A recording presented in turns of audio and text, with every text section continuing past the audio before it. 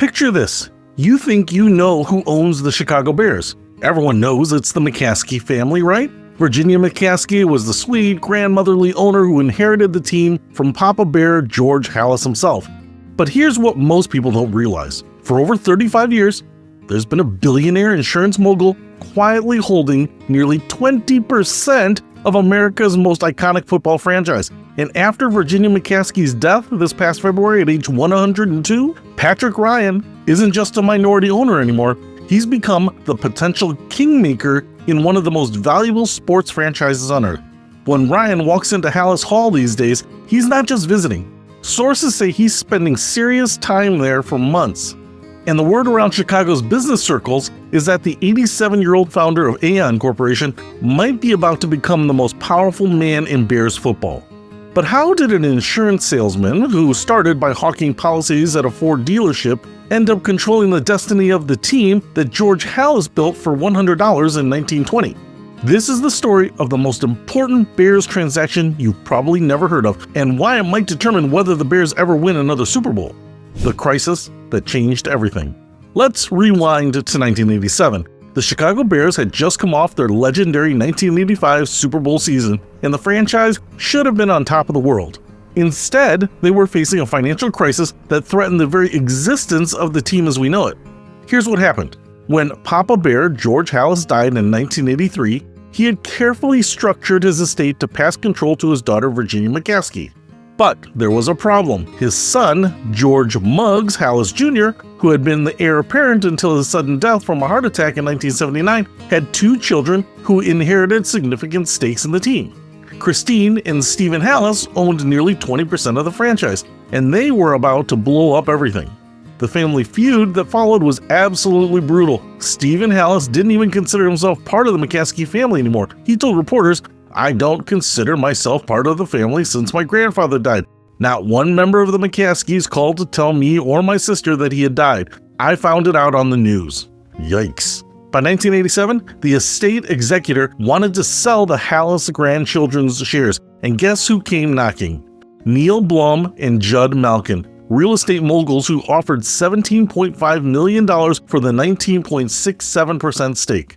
These weren't just any buyers, they were developers who eventually wanted majority control of the Bears. Stephen Halas was so bitter towards the McCaskeys that he said, "I'd rather have the shares sold to an outsider than to the McCaskeys." But here's the kicker. Under NFL rules, the McCaskeys family had the right of first refusal.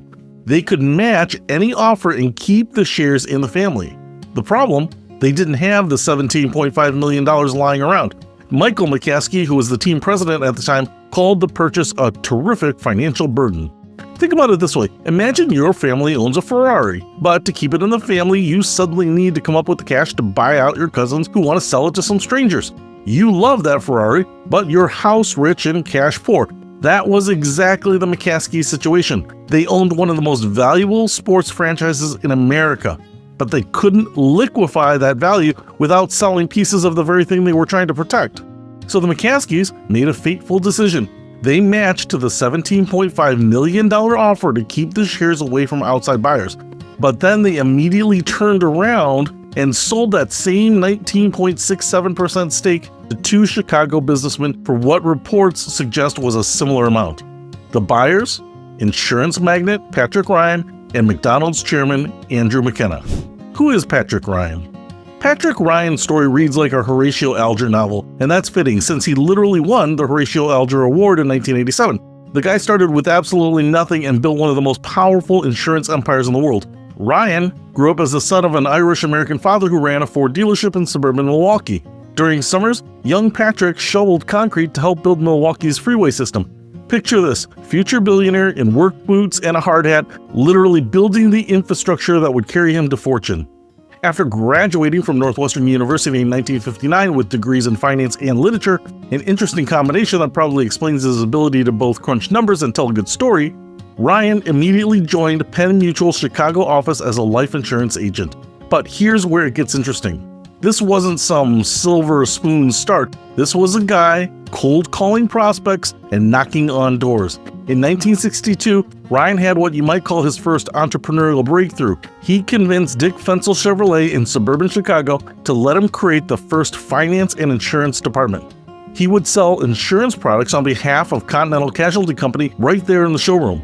This move permanently changed how car dealerships work, according to industry historians. Think about it. Every time you buy a car today, they try to sell you extended warranties and financing. That's Patrick Ryan's legacy. But Ryan wasn't satisfied selling other people's products. In 1964, he founded Pat Ryan and Associates, his own brokerage and underwriting agency. He took the company public in 1971 with $25 million in annual sales. Through a series of brilliant acquisitions, Globe Life in 1976 and James S. Kemper Agencies in 1981, Ryan kept building his empire. The masterstroke came in 1982 when Ryan Insurance Group merged with Combined International to create what would become Aon Corporation. By the time Ryan retired as chairman and CEO in 2008, Aon had more than 500 offices in 120 countries and generated over $7 billion in revenue. Today, he's worth an estimated $12.6 billion according to Bloomberg. But here's what makes Ryan uniquely Chicago. This isn't some Wall Street financier who treats the Bears like a balance sheet entry. Ryan had been Northwestern University's biggest benefactor for decades. Both Walsh Ryan Arena and Ryan Field bear his name. He was chairman and CEO of Chicago's 2016 Olympic Bid Committee. His name is everywhere in Chicago because his money has touched everything from the Art Institute to children's hospitals. When Ryan bought into the Bears in 1990, he wasn't just making an investment, he was buying into the civic fabric of Chicago itself. The 1990 deal that nobody talks about. The 1990 sale of Bears stock to Ryan and McKenna was announced with surprisingly little fanfare for such a massive transaction. The Bears simply issued a statement saying they were selling approximately 20% of the franchise to Chicago area businessmen Andrew McKenna and Patrick Ryan. But buried in that simple announcement was one of the most important business decisions in NFL history. Here's what the Bears admitted publicly. They were set back financially when they bought the Halas grandchildren's shares 2 years earlier. Michael McCaskey, appearing on WTTW-TV's Chicago Tonight, confirmed that the sale to Ryan and McKenna was directly traceable to that financial burden. But there was more to it than just the cash flow. The timing tells the story. This was 1990, right when NFL franchises were starting to explode in value, and right when stadium issues were becoming critical. The Bears needed partners who could think big about the future, not just solve an immediate cash crunch. Ryan and McKenna weren't passive investors. McKenna was already a Bears director and had served as board chairman for McDonald's, the Cubs, the White Sox, and Notre Dame. Ryan brought global business expertise and serious capital firepower. Together, they represented something that the McCaskeys desperately needed: sophisticated business minds who could help navigate the rapidly changing NFL landscape. The deal also included some fascinating fine print that most people don't know about.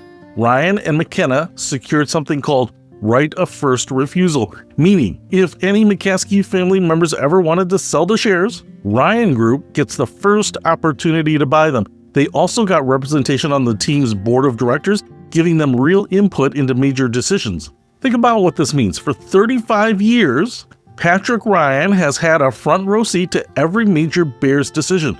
New coaches, stadium plans, player contracts, business strategies.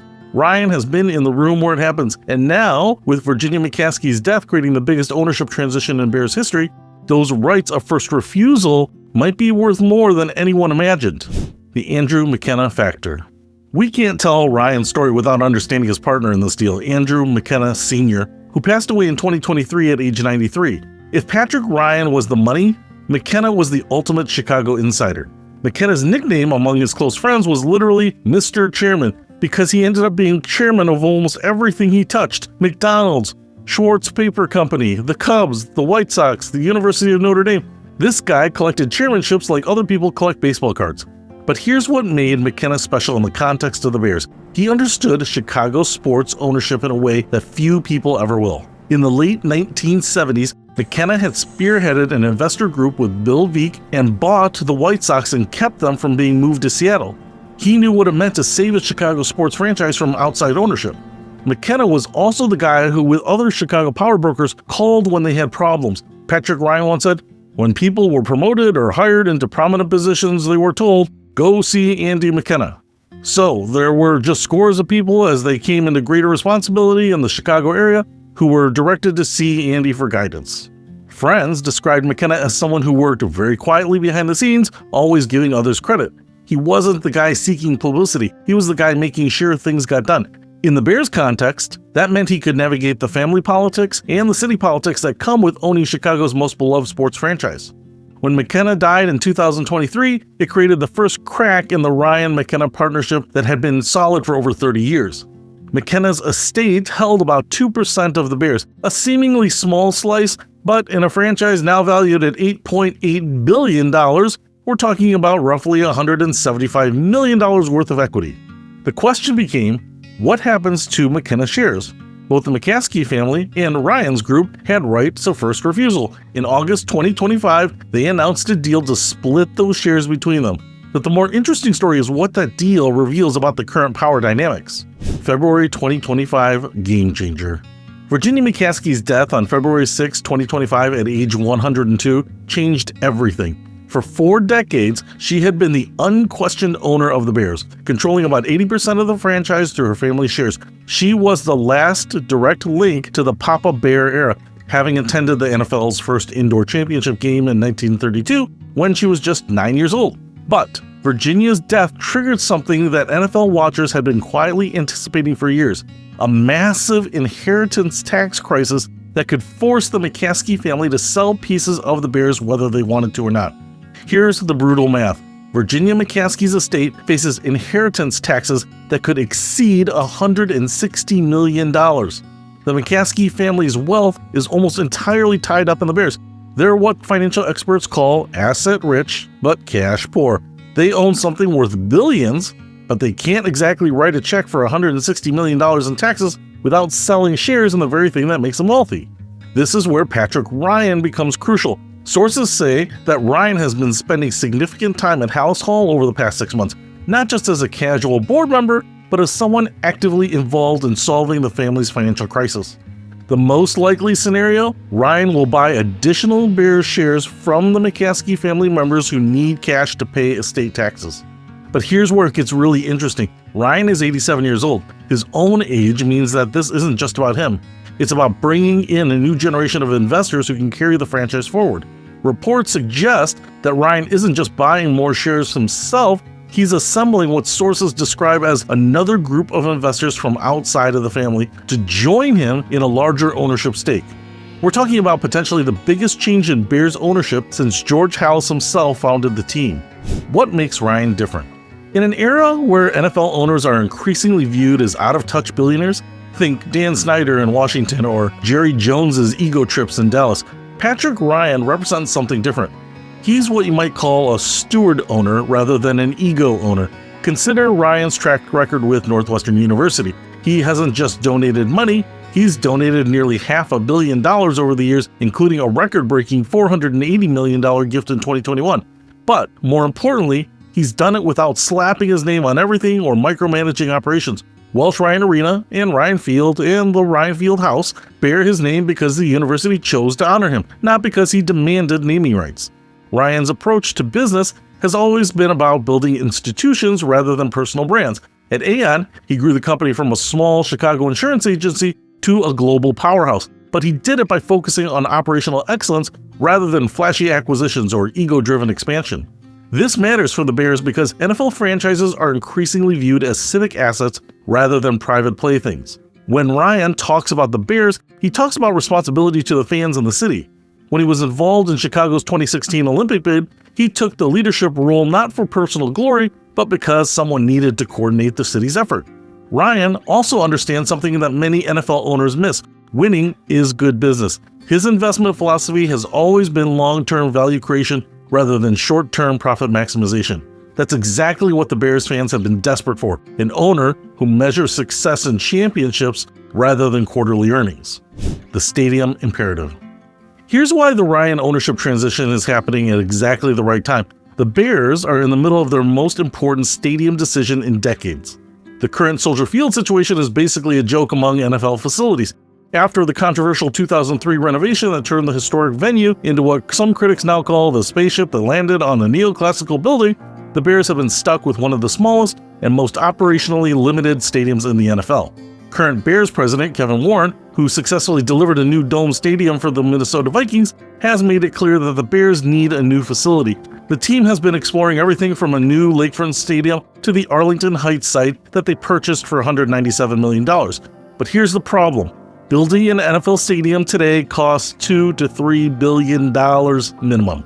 The McCaskey family, even with their significant Bears wealth, doesn't have that kind of liquidity. They need partners who can help finance or guarantee the massive borrowing required for such a project. Enter Patrick Ryan, who has both the personal wealth and the business relationships to make a stadium project feasible. Ryan's various companies have managed construction projects worth tens of billions of dollars. His relationships with the Chicago banks, city government, state officials could be crucial in assembling the complex financing that the modern stadium projects require. Even more importantly, Ryan understands how to work with public entities. His Olympic bid experience taught him how to navigate the political complexities of major civic projects. Building a new Bears stadium will require coordination between the team, the city, the state, and potentially multiple levels of government. Ryan has exactly the kind of civic credibility needed to pull off such a project. This isn't just about the McCaskeys needing Ryan's money, it's about needing his expertise and relationships to deliver the facility that could determine the Bears' competitiveness for the next 50 years. The private equity wildcard. Here's where the story gets really fetch. The NFL recently opened the door for private equity investment in teams, allowing up to 10% ownership by investment funds. This creates a whole new dynamic that could completely reshape how NFL franchises are financed and operated. For the McCaskey family, private equity represents both an opportunity and a threat. On one hand, selling 10% to a private equity fund could provide the immediate capital needed to pay estate taxes and invest in new facilities. On the other hand, private equity investors typically want active involvement in operations and maximum return on investment, not exactly the family-friendly, tradition-respecting approach that has defined the Bears' ownership. This is where Ryan's role becomes crucial. Sources suggest that instead of turning to private equity, the McCaskey family is putting their trust in Ryan to assemble a group of investors who share their values and long-term vision. Think of it as choosing your partner rather than letting Wall Street choose them for you. Ryan's investor group would likely include people with Chicago connections and NFL experience, the kind of partners who understand that owning the Bears means more than just financial returns. We're talking about people who want to see a chance, not just the profit margins. The alternative, selling to an unknown private equity investor, could fundamentally change the character of the franchise. Private equity is notorious for cost-cutting, revenue maximization, and short-term thinking. Does that sound like the recipe for building a championship organization? Ryan represents the path that keeps the Bears feeling like the Bears while providing the capital and expertise needed to compete in the modern NFL. The next generation factor. Here's something most people don't realize. This isn't just about Patrick Ryan Sr., it's about the Ryan family's next generation, and they're bringing some serious qualifications to the table. Patrick Ryan Jr. is a Georgetown graduate with an MBA from Northwestern's Kellogg School and a law degree from Northwestern. He's currently a trustee of Northwestern University and a director of Penske Corporation, the $30 billion diversified transportation company. But more importantly for Bears fans, he's the founder and CEO of Incizent Labs Group, a startup studio that incubates high-growth technology companies. Translation? Ryan Jr. understands both traditional business and technological innovation that's transforming professional sports. Think about what modern NFL teams need: advanced analytics, fan engagement technology, digital media strategies, player performance monitoring. Ryan Jr. has been building companies in exactly these spaces. And then there's Brian Ryan, who has deep experience in sports technology and analytics. He previously served as Senior Vice President of Sports Solutions for Stats LLC, where he was responsible for the revolutionary SportView player tracking technology used by the NBA, NFL, and NCAA teams. Before that, he was President of North America for Catapult Sports, a global provider of sports analytics and performance products. This isn't just nepotism. These are people who understand how modern sports franchises need to operate.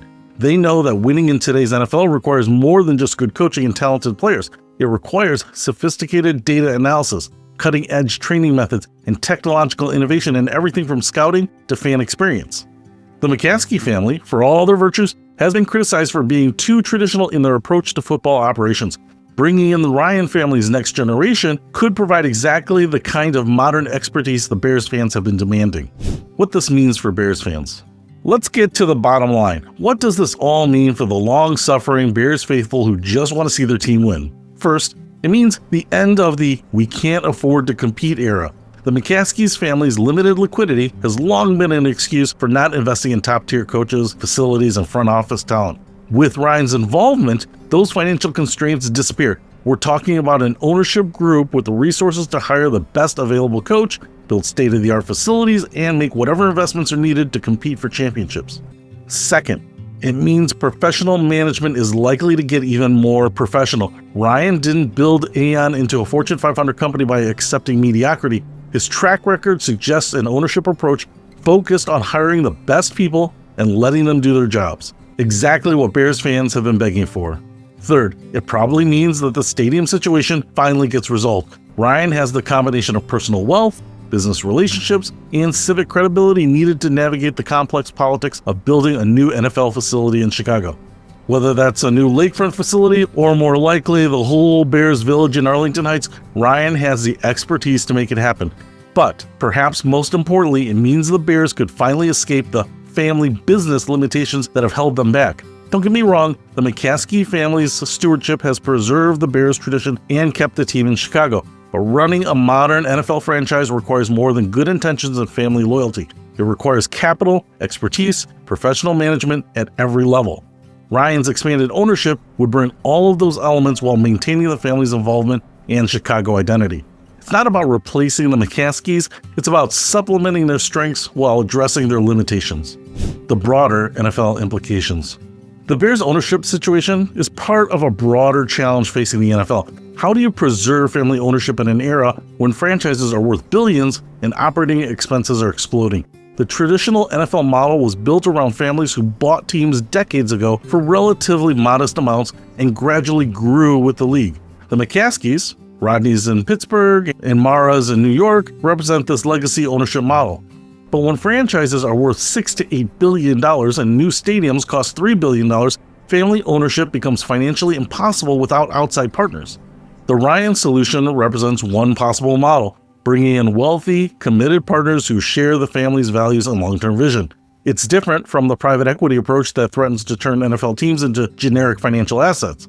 Other NFL teams are watching the Bears situation closely because they face similar challenges. How do you maintain control while accessing the capital needed to compete? How do you preserve tradition while embracing innovation? How do you stay true to your fan base while operating a global entertainment business? Ryan's approach suggests that the answer isn't choosing between family ownership and professional management, it's finding partners who complement family ownership with additional resources and expertise. Risks and challenges. Let's be honest, this transition isn't without its risk. Adding new ownership partners always creates the potential for conflict, especially when you're dealing with a family that has controlled the franchise for over 60 years. The biggest risk is probably generational differences within the McCaskey family itself. Virginia McCaskey had 11 children, 21 grandchildren, 40 great-grandchildren, and 4 great-great-grandchildren. That's a lot of people with opinions about how the team should be run, and not all of them are going to agree about selling shares to Ryan or anyone else. Some family members might prefer the private equity route, which could provide maximum immediate cash with minimum ongoing involvement. Others might want to maintain more control even if it means accepting financial limitations. Managing these internal family dynamics while navigating Ryan's expanded role could get complicated quickly. There's also the question of Ryan's age. At 87, even the most energetic billionaire isn't going to be making 20-year strategic plans. The transition to his sons and their generation of leadership is probably only a few years away. Will the McCaskey family be comfortable with that transition? Will the Ryan heirs maintain the same Chicago-first stewardship approach that has characterized Patrick Sr.'s involvement? Then there's the fan factor. Bears fans are notoriously suspicious of change, especially change that involves wealthy outsiders gaining influence over their beloved teams. Ryan's 35-year involvement in Chicago credentials should help, but there will inevitably be concerns about outsiders taking control of Papa Bear's legacy. The path forward. So what happens next? Based on current reporting and industry analysis, here's the most likely scenario. Over the next 12 to 18 months, Patrick Ryan will gradually increase his ownership stake in the Chicago Bears through purchases from the McCaskey family members who need liquidity for estate taxes. This won't be a sudden takeover, it'll be a gradual transition that allows the family to maintain control while solving their financial challenges.